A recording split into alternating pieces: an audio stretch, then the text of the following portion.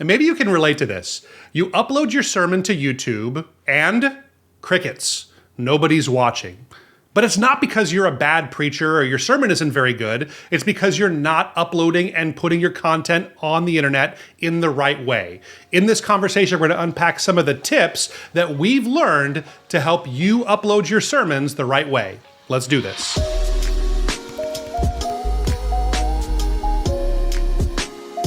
Hey guys, I'm Thomas. And I'm Ian. And today we're talking about tips to get more engagement on sermon videos. This is one of those things that I think every church wants to see, is that we put our sermons out there and we hope for the best, but if you're like most churches, sometimes you get crickets. Nobody's checking them out, and you know that you have hundreds of people, or maybe even in some cases thousands of people that are seeing it, or maybe they're able to watch it, but they're just not doing it. And so we're going to kind of give you some ideas today. This came from a user, someone who had a question, I guess, about us and about this topic, right, Ian? Yeah, they wrote in and they said, I'll read it out. They said, "Hey there, our church recently began posting sermon videos online, but we haven't seen much engagement yet. Like none. Any suggestions on how we can improve visibility and effectively reach both our church and new visitors?" And people who are not yet a part of the church, they said specifically. Yeah. That's a good question. And I think this is something that almost every church has some experience with. I'd say the vast majority of churches, they put their sermon videos out there and they do not get any real traction. And, maybe there's some bangers out there and you do a really great one and, you have this one that kind of goes viral. But by and large, week in and week out, most people I see, they tend to feel like they're kind of bummed out by the number of people that are watching. And especially when you dig in a little bit behind the numbers and don't just look at the views, but you look at the actual watch time. From some of my research that I've done on clients that we've helped before we've kind of taken over some of their projects here at ReachRight, the average sermon view time is a little under 6 minutes.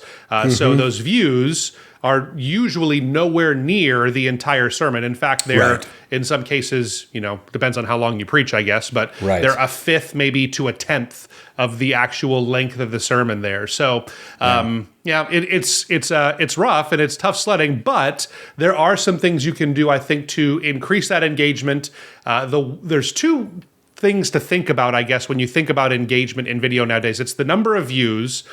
There's also the watch time. And then I guess there's a third one of the interaction people have with the video, which is another indicator that's more for the algorithms, I would say, that's what they use to determine whether a video is useful or not. But honestly, the biggest one today is watch time.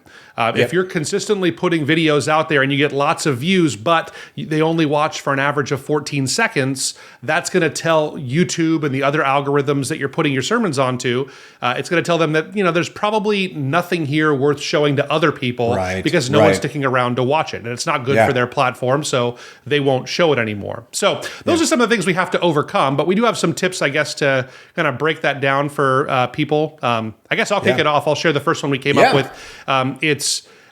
You have to take some time and really consider your thumbnails and titles. This is one of the most important things that you can do, because if you think about it we're going to use YouTube primarily in this discussion here about how to get more engagement on YouTube. I think that's where the majority of churches are posting video sermons, is on YouTube.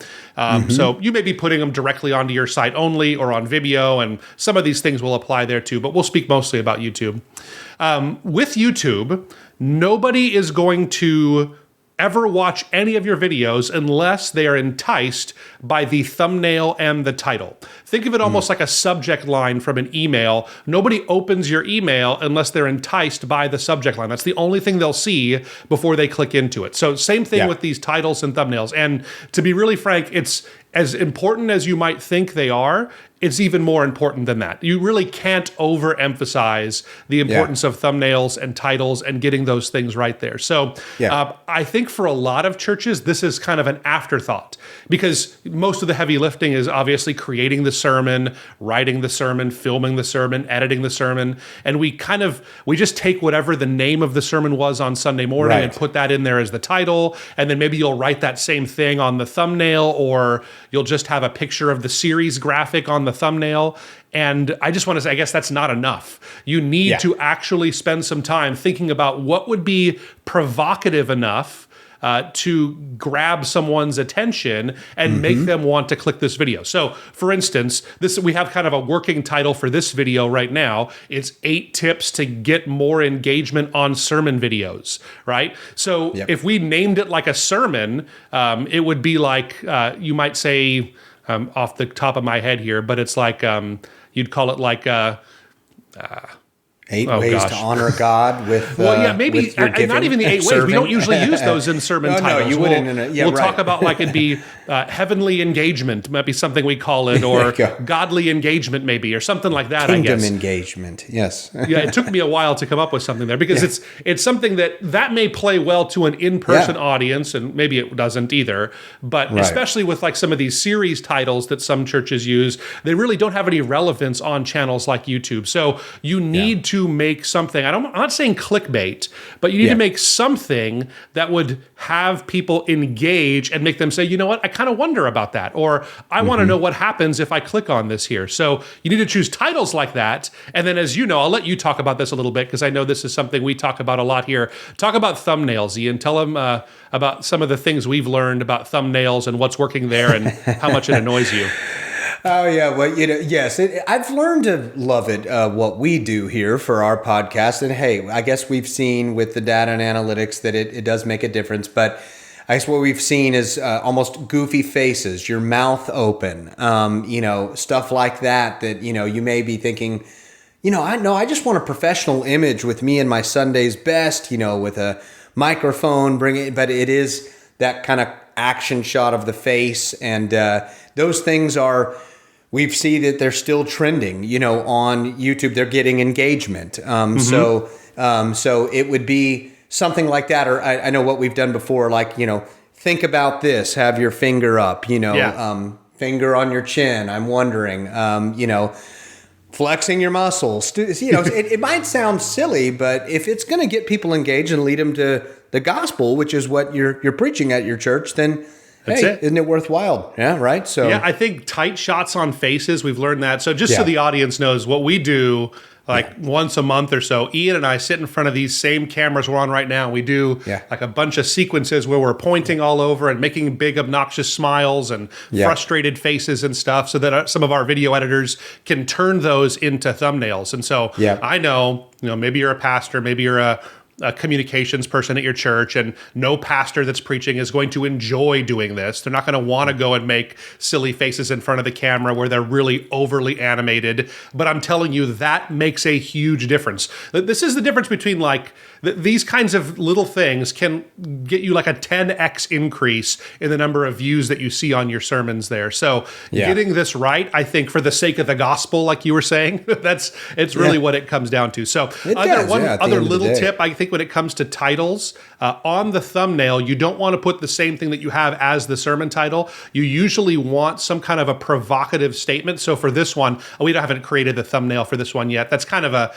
usually it's better practice to do it before you do it. But I think for most churches, you're not going to have a thumbnail before you preach the sermon. But, you'd want to do something provocative. So I might say something like... 14,000 sermon views is like kind of a question mark, would be something you'd put in a thumbnail. And that would go along with the title of how you can get more engagement on your sermon videos. And then someone would be more enticed. Like, these people are getting 14,000 views. Oh my goodness. They'll want to click on something like that. So that's kind of the idea here. So now, apologies if it's nothing like that when it's all said and done. These are all working titles and working ideas, but that's just kind of an example of our thought process on how we do these things here. So anyway, why don't you get the next idea we had for someone trying to grow their sermon views, Ian?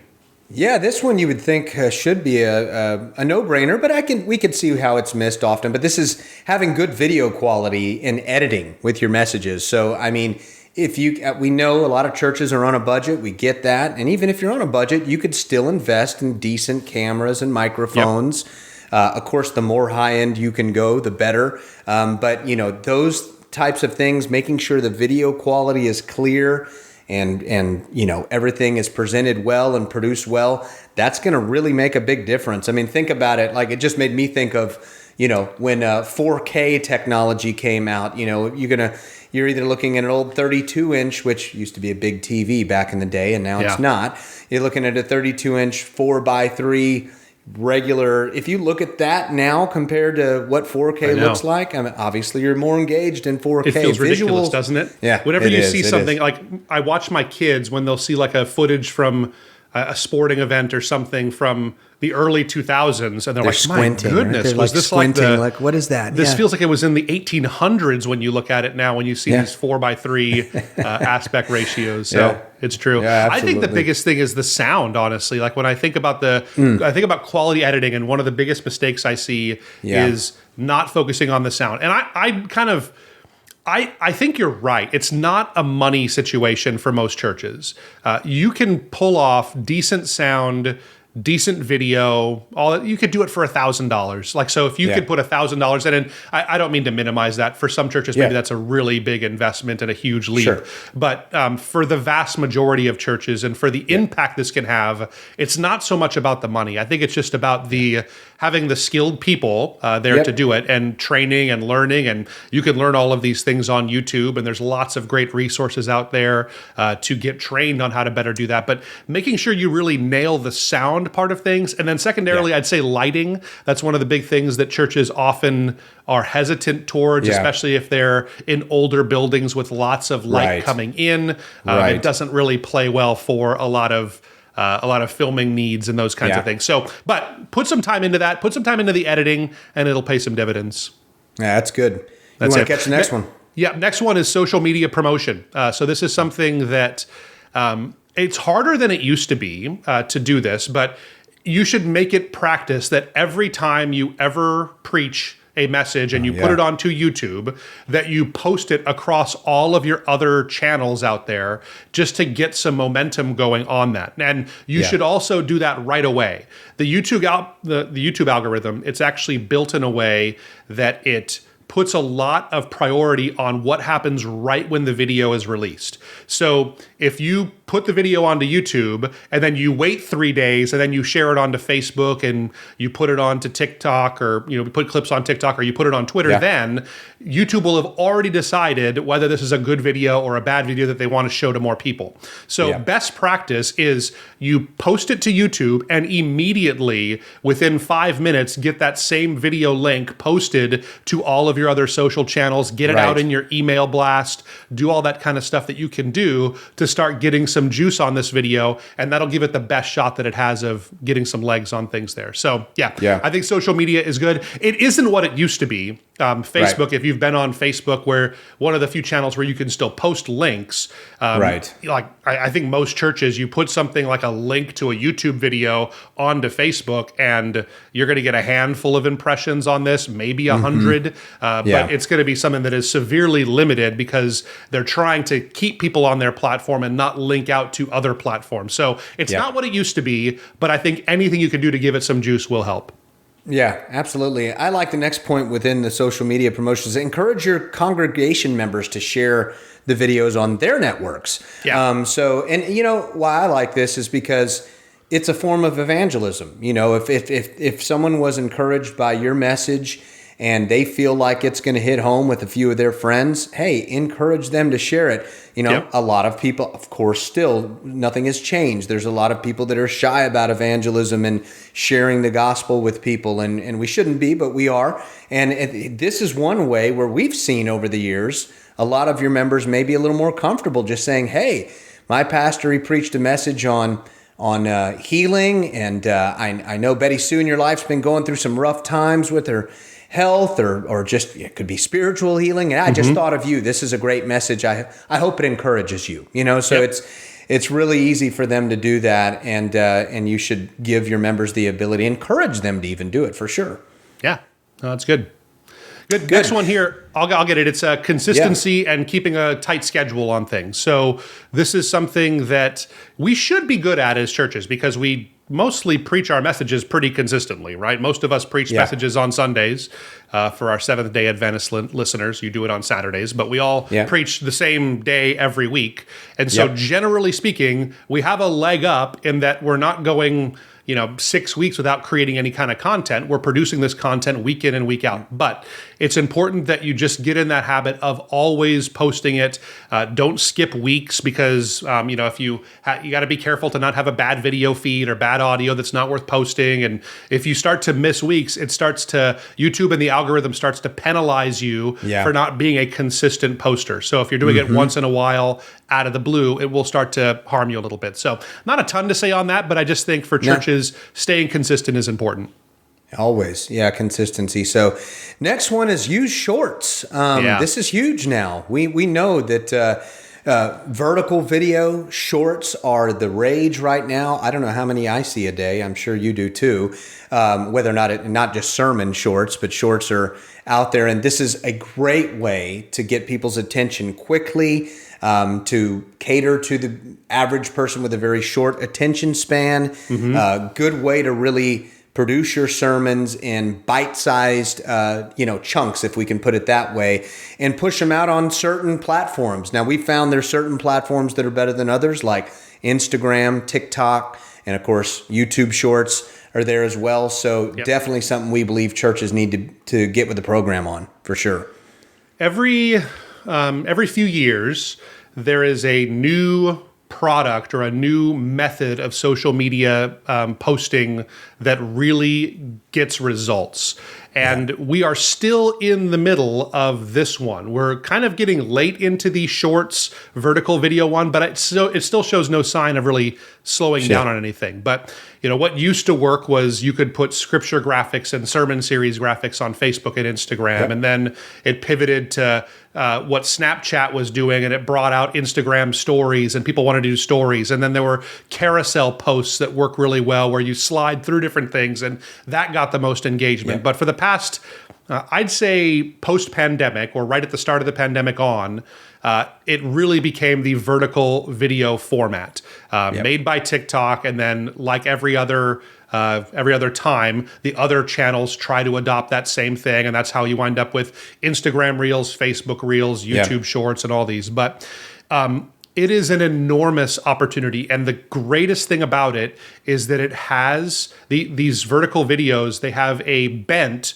towards showing your video to people that are not yet followers or subscribers or whatever the term is, and towards people that are local or in your area there. There's a bent towards that. So, there's really there's nothing to say about this other than it's an opportunity that churches have to be taking advantage of. And I think it's one of the best ways to grow your audience. We have seen huge increase in our audience on all of our channels as a result of posting shorts, and we do it consistently. We do 6 a week. We take Sunday off, but we do 6 every single week. We put out these shorts. Frankly, some of them get 20 views, but then sometimes they get 89,000 views on Instagram, or we've had some that get 20,000 views on YouTube. And that's big for a channel our size, where we have a little over 1,000 subscribers at the time of this recording. For our size, that's a huge reach. And every time it shows one of our videos to 20,000 people, we get a new influx of all kinds of new subscribers or people that are interested in our content, and it helps to expand our audience. So churches, this is something that you have to take advantage of.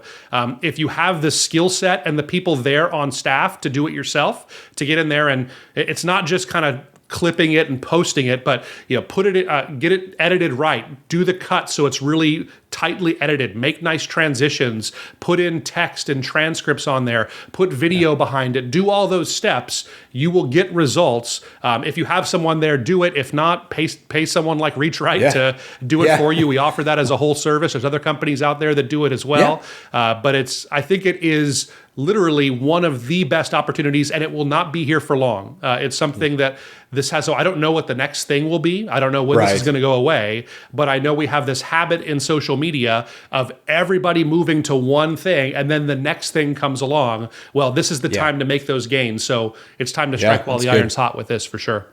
That's a good point. Yeah, nothing much to add there. We're excited about what churches can do there as well. But why don't you get the next one? This one's important too. Yep. Optimize for search engines. That's something that we really put a lot of attention on, and we pay a lot of attention on this here. So again, the keyword, if you want to know, on this particular podcast video is engagement on sermon videos. That's the keyword that we're searching for. We've done some research and we've found that that is something, not a lot of people, because it's a relatively small niche. If you want to, reach lots of people, don't get into the communications and marketing for churches only kind of a niche. That's my advice to you. But it's a tight audience that we have, but we know that people are searching for this content. So we get that question and then we try and create a title that is optimized for what people are searching for, engagement on sermon videos. Do that. This is where it also makes sense to spend some time really nailing your description on your YouTube videos. And I know that's annoying. And I find that most churches, they'll put a title on there and they'll say, maybe at the most, their description will read, this Pastor Joe preached this message about an unwavering faith. Take a listen. That'll be what it says. So take some time with your description. Honestly, use an AI system to help you with the description. Say, hey, I just preached a sermon on this. We use these verses. Can you help me write a keyword optimized description for YouTube that's 150 words long? Do something like that. It'll spit out something for you that will be search engine friendly, and you can just copy and paste that in most cases. You want to proofread it and make sure it doesn't have bad theology or something in there. It usually won't. But take that and run with it, and you'll start to get more results that way.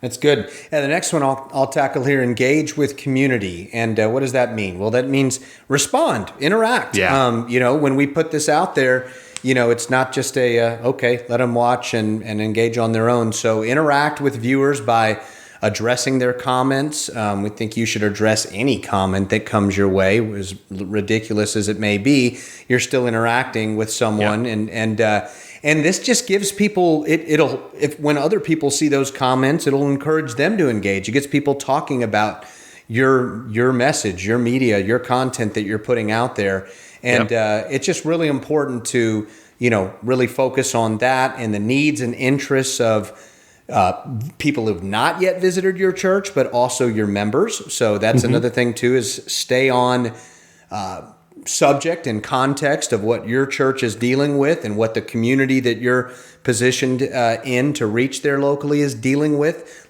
Focus on those things and really, this is community. It's a form of community, not in person, but this may lead to someone coming and joining you in person for sure. We've seen that countless times. Yeah, so we have kind of a rule here that at ReachRight, we have one of two actions we can do in response to a comment. Is one, we can respond to it, or two, we can delete it. Those are the two things that we can do. And so almost everything is number one. If you do a ministry or you do what we're doing for any length of time, you're creating content, you're going to get crazy people commenting on your stuff and putting just atrocious things and sacrilege and pornography and all kinds of things that we get see posted on our content here. And so we're quick to delete those things. We don't comment on that. But we will, even if it's a simple comment, like where someone writes something like "so true" or something. That's one I saw. Or someone just put in today. We did a video about having AI write a sermon like Stephen Furtick.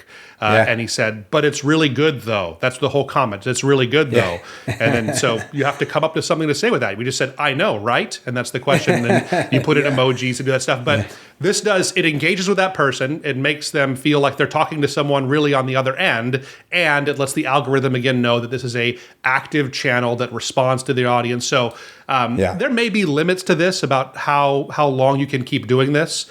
But I would say I would make it my goal to respond to almost every comment that you ever get on any of your video content until it's just something that is no longer manageable. So we're still at that place here at ReachRight where we get, probably on average maybe 5 to 10 comments a day on our content, and we respond to every single one of them. And I hope to do that when we have 40 comments a day, and we continue to do those things. So it's good to engage that way. Yeah, good, man. Last but not least. We always end with this. It's analyze and adapt. That's what you have to do. So we always end with some kind of measuring. So here's what you need to do is that you need to keep a close eye on your metrics on YouTube. And the great thing on YouTube is that they give you more metrics than you could possibly want to look at. So you can look at basic ones like, hey, this video gave us this many views and this one got this many views. And so let's do more like the one that got more views. You could do that. You could do the same thing for watch time. That's something that's also important to take a look at. You know, I did, and this is something I don't expect that you're going to change your sermons very much in person. You're going to use what you're already using in person. And maybe you'll want to address your YouTube audience or your online audience in your sermon, but you're still catering to the people that are in the room for most pastors, I'd say. Yeah.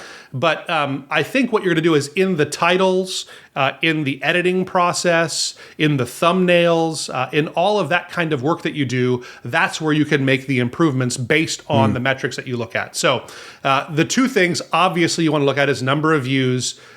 Watch time is really important. YouTube gives a really cool graph after a couple of days where you can see not only the watch time, but what percentage of your audience was watching at every second of the video. And so after a while, you'll start to see, boy, people really didn't like it at this part of the video right here when we maybe had a long transition, or maybe you find that people always skip over the Bible reading portion or the prayer portion or something like that. You know, what I find that a lot of churches, they'll end their sermons with prayer, which is good. You should end with prayer. But I find that doesn't play as well in an online form. Usually what churches will see is they'll have a relatively consistent line of people watching, and then when it gets to the prayer, it'll just drop off to only 10% of people watching still at the very end of the video. So for an online purpose, maybe it's good to cut it at kind of the last point and have an abrupt ending, and that's a signal to YouTube that people are watching through the whole video there. It'll start to signal that to YouTube and make a big difference. So those are some of the things that I recommend that people look at. There's lots of other analytics you can take a look at, but those are the two I think that you'll probably focus the most on. Yeah, that's good.